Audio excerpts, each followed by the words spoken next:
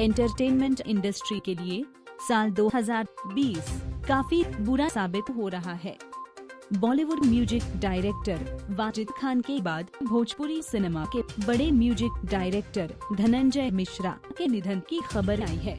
Reports की माने तो सुबह 7 बजे घर पर उनका निधन हो गया था। मुंबई के मीरा रोड पर उनका अंतिम संस्कार किया जाएगा। वह गाजीपुर उत्तर प्रदेश के रहने वाले थे। मुंह से खून आने की खबर। धनंजय मिश्रा भोजपुरी सिनेमा के बड़े म्यूजिक डायरेक्टर थे। उन्होंने बॉलीवुड और टॉलीवुड फिल्मों के लिए भी काम किया था। मनोज तिवारी को बनाने में धनंजय की बड़ी भूमिका मानी जाती है। रिंकिया के पापा गाना धनंजय ने भी कंपोज किया था। भोजपुरी स्टार पवन सिंह के ज्यादातर गाने धनंजय ने भी कंपोज किए थे। उनके निधन की खबर से फैंस को बड़ा झटका लगा है। रिपोर्ट्स के मुताबिक उनके मुंह से अचानक खून आने लगा था, जिसके बाद उनकी मौत हो गई।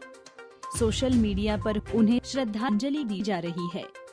उनके निधन की खबर पर खेसारी लाल यादव पहुंचे, वहीं काजल राघवानी, रवि किशन और धनंजय के करीबी संजय भूषण पटियाला ने भी उनको श्रद्धांजलि।